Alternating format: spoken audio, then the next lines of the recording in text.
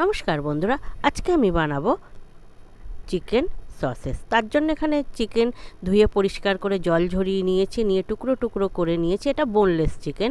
এবার একটি মিক্সিং জারের মধ্যে না সব চিকেনগুলো দিয়ে একটা পেস্ট বানিয়ে নিচ্ছি। প্রথমে শুধু চিকেনটাকেই একবার ঘুরিয়ে পেস্ট বানিয়ে নেবো। এরপরে কিছু উপকরণ এতে মেশাবো, যেগুলো মেশানোর পরে না এটা আরও সুন্দর হয়ে যাবে। দিচ্ছি পরিমাণ মতো লবণ, 1 চামচ চিলি ফ্লেক্স, 1 চামচ গোলমরিচের গুঁড়ো, আর আদা রসুন বাটা, 1 চামচ কর্নফ্লাওয়ার দিচ্ছি। আর দিচ্ছি এর মধ্যে একটা ডিম ভেঙে। এটাকেও কিন্তু আবার ঘুরিয়ে নেব, তাহলে সব উপকরণ একসঙ্গে মিশে যাবে। দেখুন কত সুন্দর একটা আঠালো একটা পেস্ট হয়েছে, আর দেখতেও কত সুন্দর হয়ে গেছে। তো এইভাবে ঠিক তৈরি করে নিতে হবে। নিয়ে হাতে একটু তেল মাখিয়ে নিয়ে এগুলোকে না বেশ লম্বা লম্বা আকারে একটু গড়ে নেবেন। নেওয়ার পরে এরকম প্লেন একটা থালার ওপরে রেখে লম্বা করে প্লেন করে গড়িয়ে পাক দিয়ে নিয়ে নেবেন।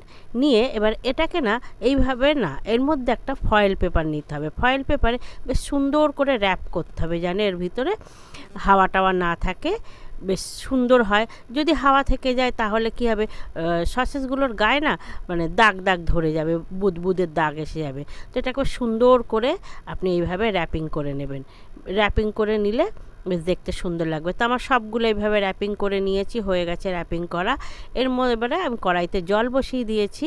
জলটা কিন্তু ফুটে এসছে, এর মধ্যে সব আমি সসেসগুলো দিয়ে দিয়েছি। দিয়ে এটাকে বেশি না 15 মিনিট মতন আমি খুব ভালো করে ফুটিয়ে নেব।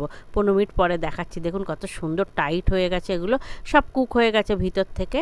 এবার এগুলো তুলেই কিন্তু সঙ্গে সঙ্গে ট্রান্সফার করতে হবে ঠান্ডা জলের মধ্যে। বরফ জল হলে খুবই ভালো। তো ফ্রিজে রাখা জলের মধ্যে এটাকে দিয়ে দিয়েছি। দিয়ে ঠান্ডা হয়ে যাওয়ার পর আপনাদেরকে আমি খুলে দেখাচ্ছি। দেখুন কত সুন্দর, কত সহজে, কত হেলদি। তো এইভাবে ঘরেই বানিয়ে নেওয়া যায়, এবং এয়ারটাইট কন্টেনারে আপনি ফ্রিজে ডিপে রেখে দিতে পারেন বেশ কয়েক মাস। খুব ভালো থাকবে এই সসেসগুলো। তো এইভাবেই বানাবেন আপনারা।